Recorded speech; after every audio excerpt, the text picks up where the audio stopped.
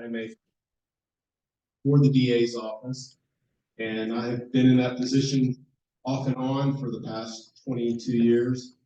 I started with the Denton County Sheriff's Department in 1991. One of the youngest guys there, but and then in 1998, 99, transferred over to the DA's office as an investigator. I worked patrol back in the days.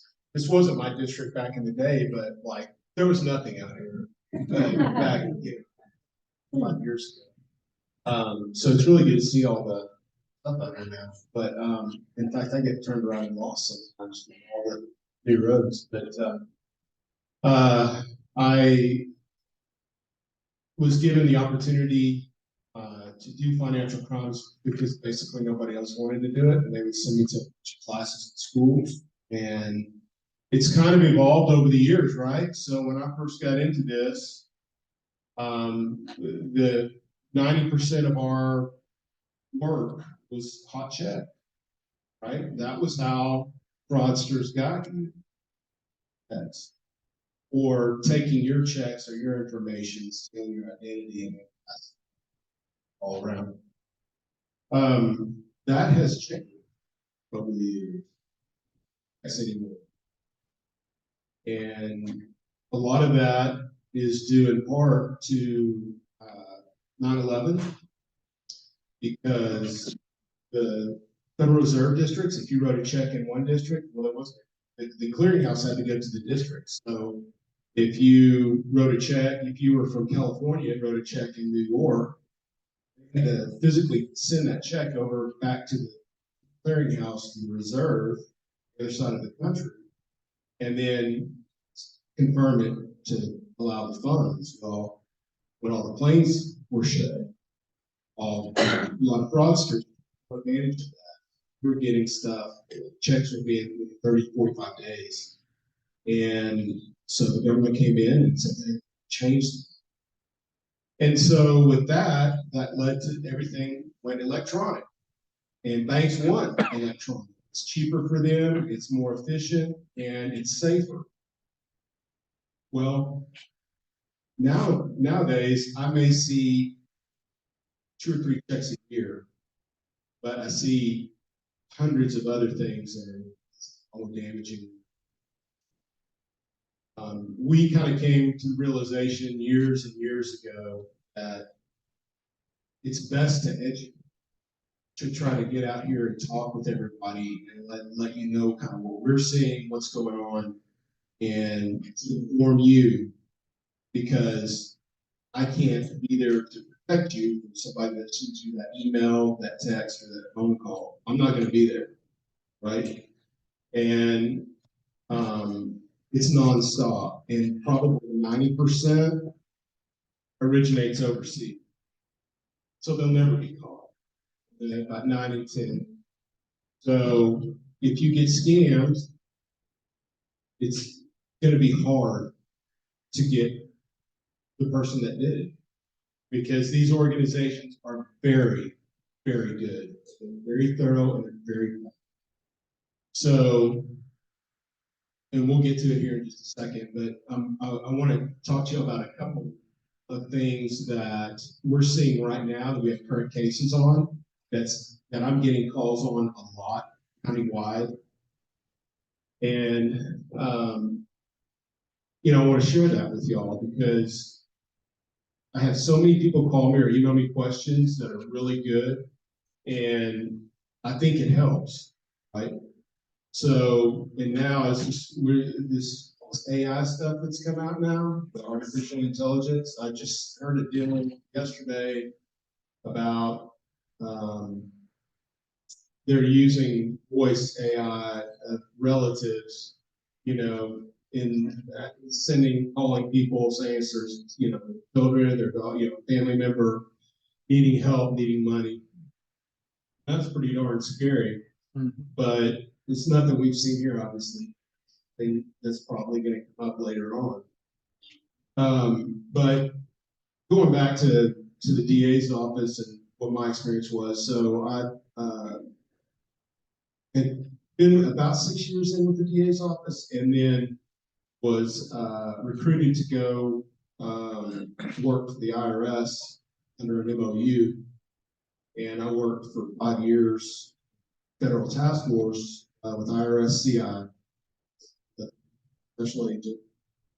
And I learned a lot about not only how to really work great financial cases, also about how IRS operates. And I hope nobody throws me at me when I say, you know, the work that IRS does in combating financial crime, nobody ever talks about. Oh, I worked it, I lived it. There are some really good, dedicated out there that there's control as best they can the problem of this overseas stuff. You know, people coming overseas, people running money through our banking system and then sending it out. That group, you know, we were tasked with stuff. Very rewarding job. All we did was target drug cartels, illegal rings, international rings, international crime, and great. It was a great 5 years doing that. And I will say this, IRS, is that IRS will never call you. So any calls you get from anybody saying they're the IRS, you just hang it up. Not going to be an IRS employee or agent. IRS will either do a letter, okay, or in the case of CI, which is Criminal Investigations Division, they'll pay you a visit.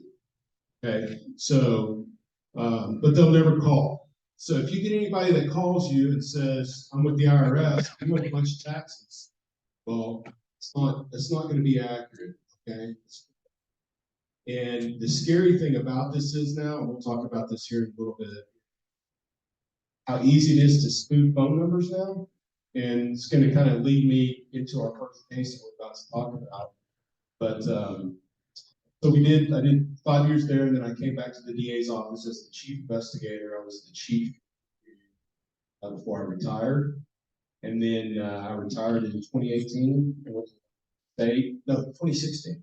Then I went to work for the state doing Medicare, Medicaid fraud, which is a whole other topic. Absolutely crazy.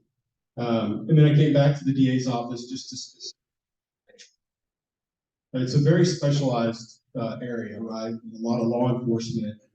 We don't have a lot of specialized financial crime investigators, and I wish more. But a lot of these guys at these agencies, they want to promote up. You know, it's heavy caseload. It's so, but in our office, I'm given overview of to monitor cases coming in or take cases as the so but yeah, so I've been doing that, and I've been back for almost 5 years. And some of the things that I've seen, even just the past year. Who was here last year? Was here anybody? Couple? Raise your hand. Yes. So there were quite a few. Well, hopefully that wasn't people didn't like my presentation. I don't know. No, they're implementing. No, it's great because I want to get out, get the voice to more. But last year we were seeing certain things, the dating scams, stuff like that. This has evolved now into some of the stuff that's with these spoof numbers and tricking people into giving them information. Like perfect example. I just got this. It happened to me a couple weeks ago. My Netflix account's been suspended. Right? Yeah, every day. Wow. Okay, yeah. Your Netflix account is suspended. Please, send us your new updated credit card information by clicking on this link right here. Okay. Fraud. Okay. Total scam. But I'll tell you something. What's even scarier, leading into our first case. We have a victim that's in Denton County, and he called me and said, "I've got a problem." I think I've been scammed. And I was like, okay, well, what happens? He goes, well, I got a call from Bank of America. It was on my cell phone. It said Bank of America. I answered it. They told me that I had had some fraudulent charges on my debit card, and they needed to confirm some things in order to reactivate my card. And I was like, yeah, that's going to be a problem. But we continued to talk. And basically, over the course of about 30 minutes, the person on the other line, who they described as so nice, very, very courteous and respectful, managed to get all his account information and then get off the phone with him and then turn around and get online and access his account and do a wire transfer, cleaned it out in a matter of minutes to the tune of about $10,000. And for there was another investigator assigned to it. I kind of, helped them with it, but that money was transferred and moved with it. And he went to the bank, and the bank was like, sorry, that was accessed through. There's a big debate between him and the bank as to who's going to take the cost, but he basically, this is what the bank's was. They didn't want all the information. Actually, you need that. So, anybody retired from the banking industry or work at a bank when you were younger? Okay. So I have a lot of friends in the banking business and industry, and this conversation came up about 6 months ago when we were talking, and I was like, I think of it, never had the bank call me. Nothing. Right. Other than to say my checks are written, right? Checks are here. Which, by the way, we still have check writers in here. Okay, well, that's okay. No, that's fine. When you need new checks, be sure you have to send that to the financial institution and not your house, because even today, everybody knows what a box of checks looks like, especially somebody that's wanting to steal the mail. Okay, and I'm not even talking the mail out here. I mean, I'm talking the mail centers, and internal. I'm talking people that know will take that. So always have your check sent to your bank, your financial institution. I would be really, really careful how many checks. I think that 900 in a check. It's been a long time. But if you still do, which is fine, just be real careful. But so we're going back and talking about things and what to be careful and watch out for. And anybody have the bank call them about a fraud situation? Okay, what was your? Well, I had both bank and credit card, and it wasn't legitimate, but they gave me the information. I didn't have to confirm anything. They said that they were closing the account and sending me a new card.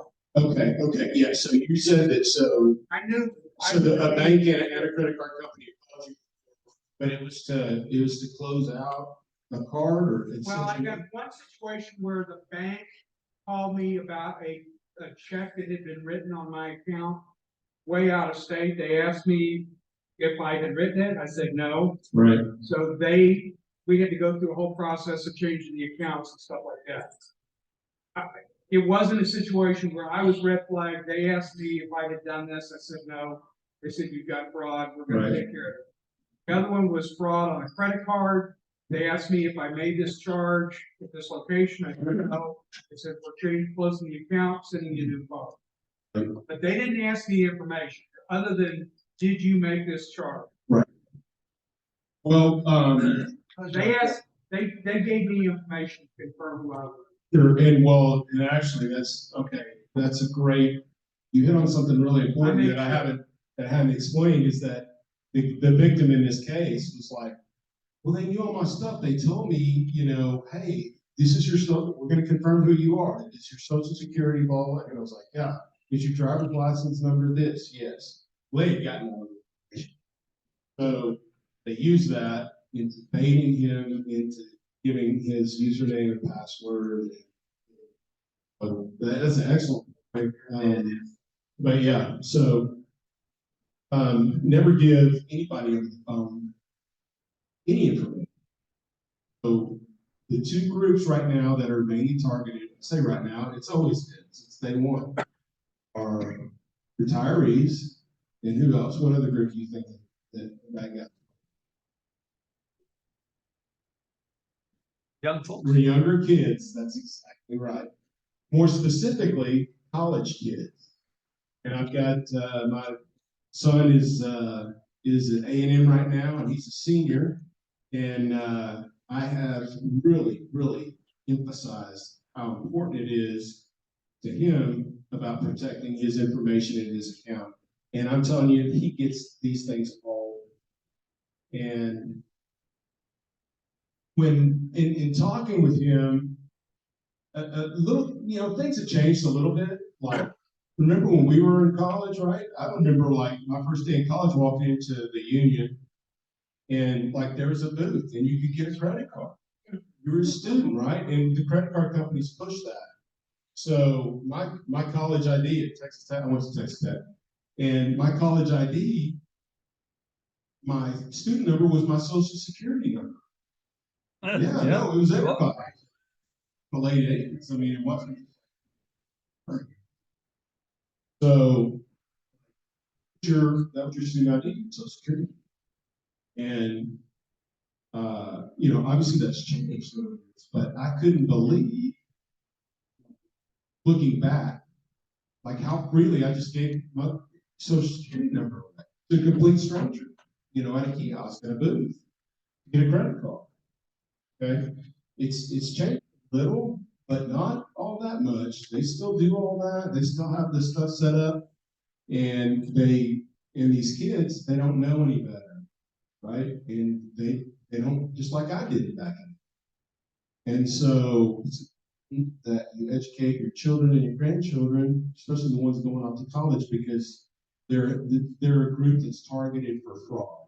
Okay, banks and the credit cards companies want to attract them and bring them in as customers. Okay, and so do the bad guys. But anyway, to get back to the story of the gentleman that lost his money in this phone scam, it's still pending, and we're just going to kind of see where everything goes. But I just want y'all to all know, when you look at your phone and it's the caller ID that pops up, whether it says whatever your bank is, whatever, Kent County Sheriff's Office, they've had a problem with this, with people, calling and saying that you've got a warrant for your arrest and you need to pay X amount, usually in the form of a gift card. Okay. These are all red flags. But because it says that on your caller ID, take that as, as fact. Okay. So, and that is getting a lot. Well, it said IRS on my phone, it said US government. So yeah, it's numbers are easy to spook. Really, yes, sir. Paper, receive text.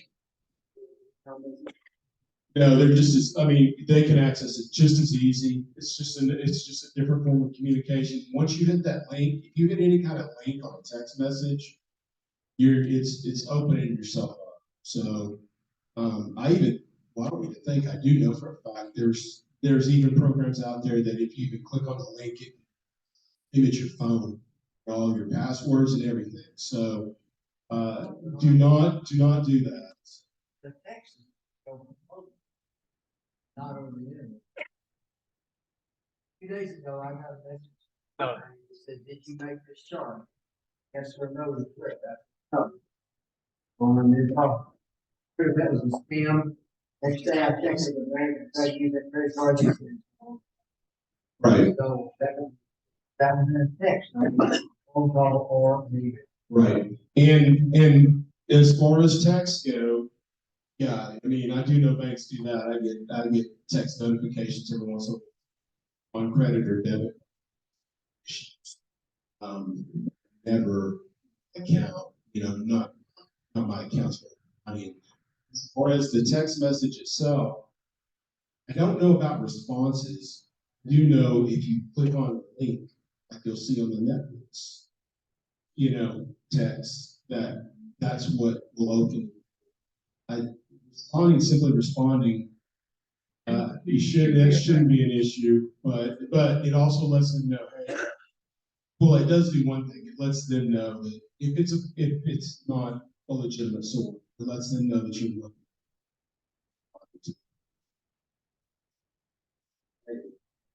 So just be wary of that, yeah, right. And so, a couple of things that I want to talk also about is like what you can do to protect yourself, right? So, gas stations, use a debit card or credit card at point of sale terminals. Credit card, excellent, yeah. So it's not my place to tell you what to use or what not to use. I always use my credit card. I've got it tied into my bank. And number one is if there's fraudulent use of activity on it, it's not going to drain my checking or savings. Okay, it's only going to affect my line of credit, which they'll suspend it and then investigate it and reissue it. On your debit card, if it ties in directly to your account and they drain that, okay, then it's a lot more hassle and a lot more time to get your money back. So depending on the financial institution, hundreds of different ones in the state. Some are better than others, but for the most part, they're going to investigate and look into that.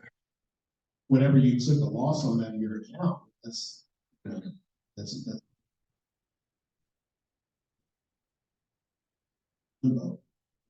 credit card. Plus,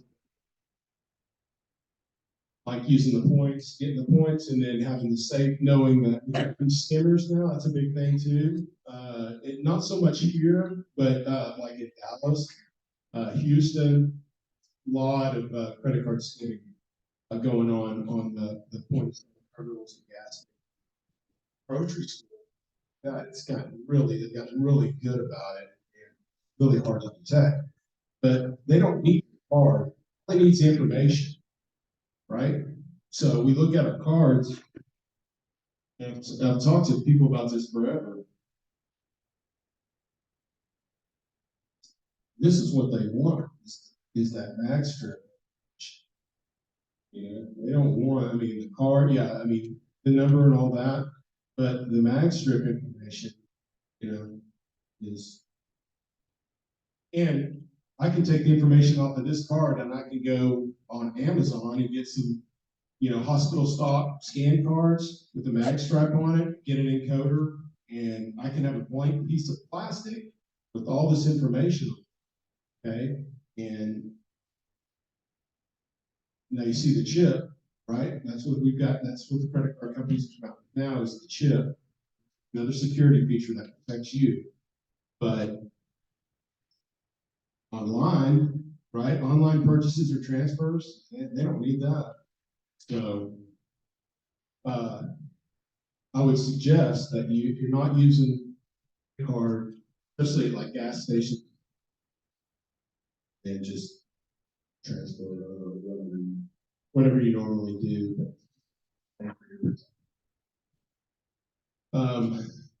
We have seen a lot of these, a lot of the phone scams that are going on right now. Currently, a lot of them deal with your child's in jail right now, or they're in the hospital. We need to send, money to this, address, or wire to this, seeing a lot of stuff. Red flag.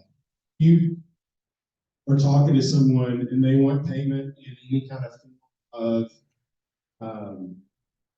value card, okay, like a Green Dot card or something like that, Apple card, that's big red. I just had a lady that I helped. Well, I helped her as best I could. We were able to get some of the money back, but she went for 2 weeks in a row and got $14,000 of store value, Green Dot cards, Apple cards, Amazon cards, all that information. You know, they just wanted the number, and it's overseas. They're all overseas, but yeah, I was just like, you know, you really have to spend a lot of time doing this, but she believed them to be, you know, and it was a romance scam, and those are really bad. And we talk about, you know, the underreporting of crimes and of fraud. Romance scams are really underreported. I think it's one of those financial crimes out there, fraud crimes, you know, the embarrassment. And so, what I always tell everybody that I talk to is that, look, if you get on these sites and they ask for money, don't ever expect it back, ever. And I've had a guy, just like a super nice guy, say Jay, great guy, sharp, place their mid-60s, about to retire, and romance scam, and not only did it wipe out his savings, he got a loan through the bank and also maxed out his credit. So instead of retiring, right, I mean, he's bankruptcy, he's having to continue to work, and all this on someone that he met online that got it. So just remember, anything that you send out, don't ever expect it back, ever. And those makes it almost virtually impossible, right? Because we have to identify them. We don't know who that is. A lot of times, well, not all of them, but every time I've ever seen, it's always a fake picture, right? It's, you know, it's not real. So, the romance scams are really bad, and like with our folks, like this is one of the things that I worry about right now. You know, got elderly parents. My dad's in a nursing home now. Mom's by herself, and so what we've seen, you know, in the past is people that will target elderly individuals and befriend them and then clean them out. And so if you've got parents that are, you know, that are elderly, really, really watch that, because that is a huge problem. And man, I mean, it's something that we see, and it's really hard to stop. Watch that. The second case I want to talk to you about has to deal with a form of it's a work scheme. We call them sometimes gypsy schemes, and it is these groups that are coming in and wanting to do odd jobs for people, you know, whether it's building a small awning in their backyard or repaving the driveway, doing, you know, certain jobs that are around $10,000 to $15,000. Well, people are paying them up front and then getting ripped off. Now, these are things that we can work on, and these that we can enforce and prosecute. Or working on, you know, we really work those folks hard and heavy. I know that the officer was talking earlier about the troopers. It is spring, man, and I'm telling you, it is. They will make the rounds. Okay, they'll come in a couple months and then go to Louisiana right? Mississippi, the Gulf states, right? They get hard storms, and they just make a limitation. So what I always tell folks is this: is that I can't bet. I don't know who's coming to your door, who's doing that. You have to make that decision, but you need to make sure if they ask for the full amount up front. Let's just take the current case we've got right now with doing an outdoor barbecue and grill area.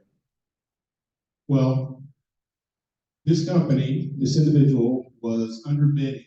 So right, underbidding everybody, and then would ask for all the money up front. And people were like, "Oh, I was like the $8,000.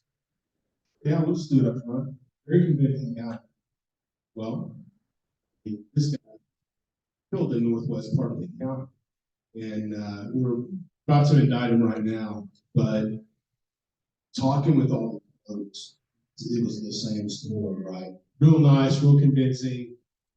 Had a website, had a Facebook page, had his friends or someone give him all these great reviews. His pictures was just it was non-existent. And then, so state law says that if I do a construction job, I believe it's 5,000. Any job over 5,000, I just put a construction. Maintain record.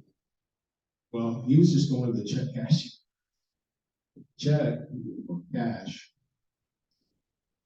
A lot of it was going to other places. It wasn't going to any of these places. Victims right now. So yeah, so you have to. And now this guy, like I said, we've identified him. We're going to prosecute, and he'll be out of business. But I can't. 20 plus victims. They're not going to get their money back, unfortunately. And so, be real aware of that. Be real conscious of the stuff that's coming up. And like I said, a big red flag is asking people. That's really no contractor, construction person.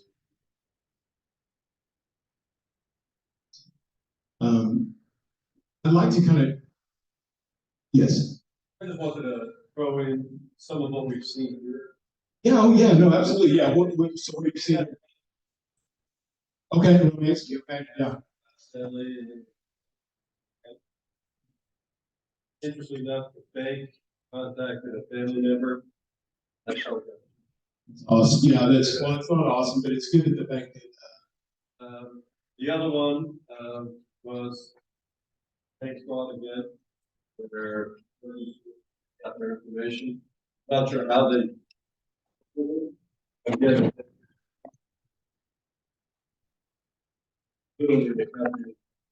Right. shut it down. Firm. When they called in, they knew it was lost.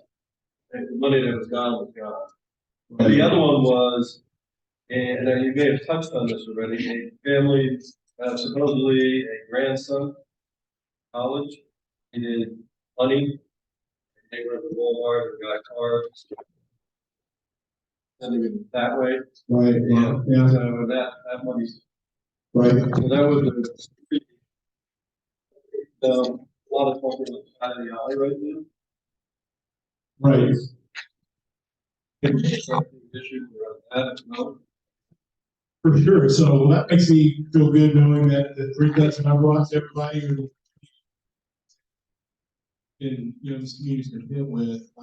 As far as the AI, I don't kind of amazed even today of how stuff is done and stuff like that. And I absolutely believe that that's going to be that will evolve one day into a very serious problem for law enforcement. And you can still see a little bit of this, like with the swatting and stuff like that. That's not AI, right? That is somebody pretending to be something else, saying that something else, something bad is happening. You don't know what swatting is? Yeah. Okay, so my bad. So I call 911. I get in a dispute with my neighbor, and I go to the house and I call 911 and I say, "Hey, somebody was just kidnapped in this house, or somebody just got shot in this house." They basically just make something up. They basically try to get the SWAT team to surround the house and kicking the doors and all that. So let's call. But with AI, that's the thing that obviously is going to evolve. The article that I heard yesterday was something I might be familiar with as well. Is with the lady, I believe it was, and even her same type of cry, it was very unique, and they were still able to asking for money and help, or asking, I believe that they were kidnapped and wanted ransom money. Yeah, I think the AI stuff will come up. I don't know. I don't know how that'll evolve and how long that will take to evolve, but what I always tell everybody, and I tell my family members, is that whoever calls you, unless always have doubts, to ask money or information. I don't give my information to anybody. I don't trust anybody just because it came from that number. Like I tell my son, if you see something that comes up, Wells Fargo, whatever bank you bank at, and they tell you all this horrible stuff, just say, "Okay, I'll call you. Let me call the number on the back of my card, or my bank's 5 minutes away. Get in your car and meet with me face to face and say, hey, I just got a call, Joe Smith, and he told me that he was an employee of y'all's, my account's been compromised, all this." Never believe what they tell you on the phone. I just don't. It's just a good rule of thumb that I use. And hey, okay, so if you're wrong, what's the worst case scenario? Talking a matter of minutes from you getting off the phone with them to calling, going to your financial institution, or turning around and calling the number on the back of your credit card or debit card and calling the bank yourself. So, that's a good rule of thumb that I live by. And I think that, that's what I teach my kids and as well as anybody else that will listen. It's really just a matter of a couple minutes where you can verify. Don't believe what your phone says. Believe with your own eyes and your ears, with your actions, not the actions somebody's calling you or texting you. You control the situation, not them. Overshutting off your man, they are so aggressive. I've had them call me. I've had numbers where people have been written. I'm like, I'll call them we've got so I'll call them and oh man, they're just so demanding and so pressuring and don't fall for it. That's what they do. And they're set up in these call centers, in other countries. That's what they get to do. Yes. Our numbers that we're getting now, they're just a number, but right after it has verified with the check. Oh, wow. So, we never answer them still. Sure. But it says verified. Right. Yeah, they want to try to seem like as legitimate as possible, right? Yeah. So, yeah, that's real. Yeah, and then it's if you use a lot of that, they'll try anything that they can, and all it takes is one person, right? Like there may be 99 people in the room or 100 people in the room, right? And all they need is one person. Yes, and then wow, they've got tens of thousands of dollars. If you had mentioned one that actually did happen here. Thankfully, it didn't go much further, but it was basically, a lot of people use Nextdoor. Yeah. On social media to put out information. And a lot of people here are pets, dog or cat run away. Go on social media and post it. And believe it or not, we had a resident here who got contacted today. We found your dog. $500 was returned. They never had it. Right. Okay? They had all the information on social media. Yep. Thankfully, they called it for stuff. And it was forward. Last thing Yeah, and that's a great point. That's an excellent point with Facebook and the social media, which I really don't. I don't participate in all that much, but I guess it's the market groups and the neighborhood, the community groups. Yeah, yeah. Yes, sir. I had two incidents. One of them was similar to his. A few months ago, I was gonna sell something on Nextdoor. Soon as I posted it, I got a contact back that they wanted to buy whatever it was I was selling. So it was a bit of communication back and forth, and I wanted to do it via Venmo or cash. They couldn't meet me right away. They wanted to do it Venmo. Then it boiled down to, oh, we couldn't Venmo it for this amount. We have to do it for this amount. Can you rebate it? Yeah, I said, go pound sand. excellent. Another thing happened just like in the last 2 days to my daughter. She has a business where she does she goes into somebody's house and helps organize. Somebody contacted her asking her to come to their new home and help set it up as they were moving in. Back and forth, long story. They were going to send her a deposit check for her time. She asked for $500 retainer. They send her a check for $3,800. Part of that is she's going to pay someone else. We had starburst going up as she was telling me. She knew what was going on. So she and I talked it through. She called her mom, who used to work for a bank. She contacted the bank for that check. The account didn't exist. Yes. I told her to contact the local police department. This was, she could have been out several $100s Sure. if she had tried to cash the check and then given somebody cash. Excellent point. And so two really good points. Talk about market scheme. Okay, and these are two very common ones. I have sold stuff before on the market, and I am cash only. You want it that bad, you pay me cash, and then in person. My wife does Venmo, so that's I think that's from what I know has been pretty safe and effective. Venmo has, but yes, you'll see that quite a bit. My suggestion is take cash. If they say, "Oh well, what if I bring you a cashier's check?" Okay, or money order. Well, if you have a check,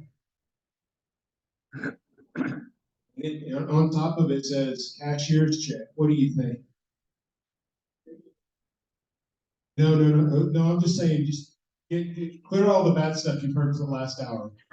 If you see somebody you're right.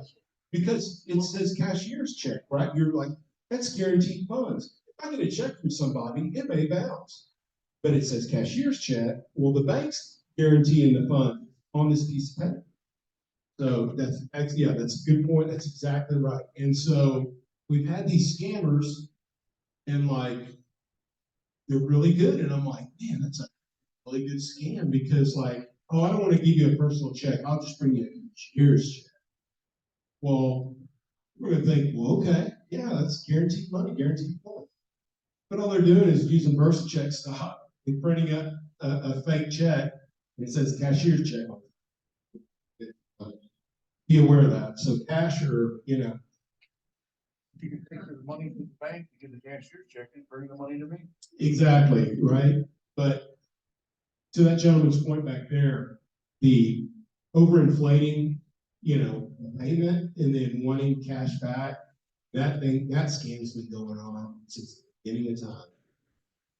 And if they're trying to overpay you and then ask for a refund or money back or to send something somewhere else, it's bad. It's kind of a version of what we call the 419 scam, a 419 scam.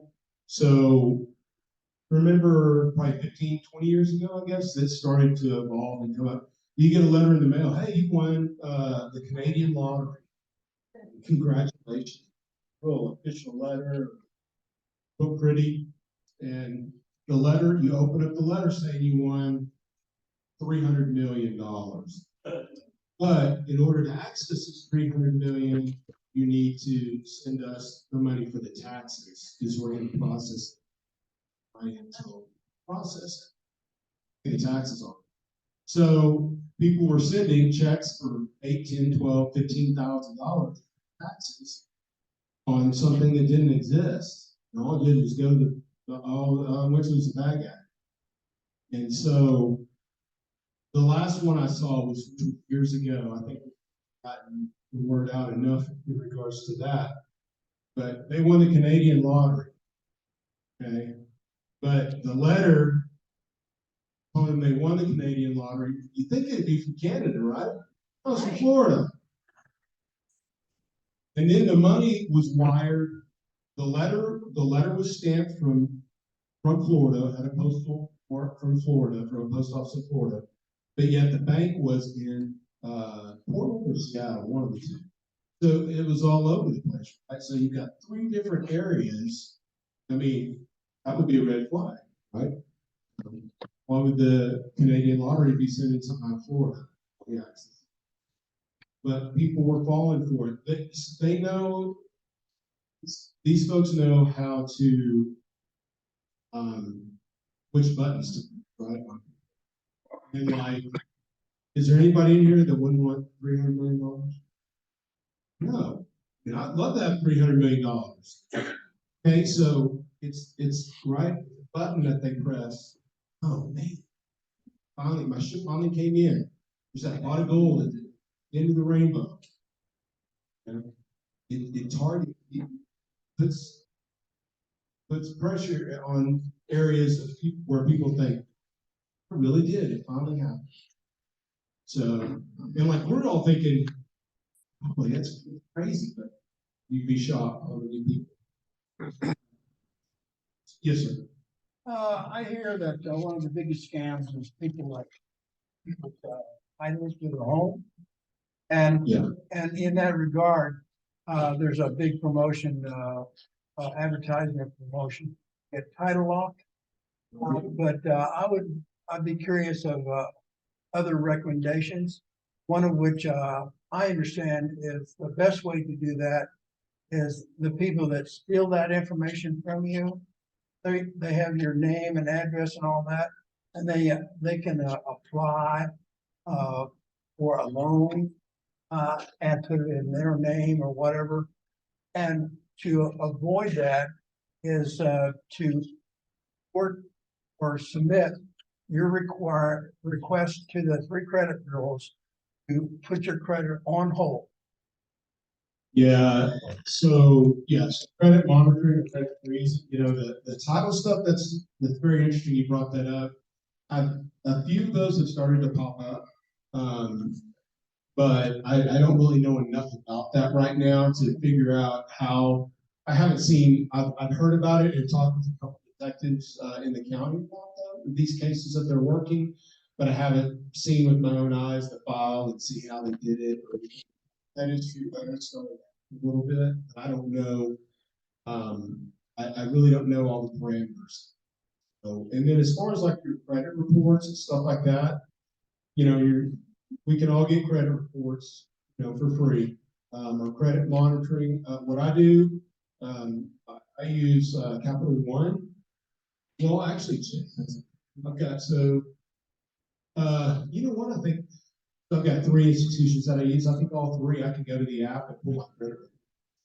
It monitors it, does it itself. I don't have to reach out. But I like that a lot.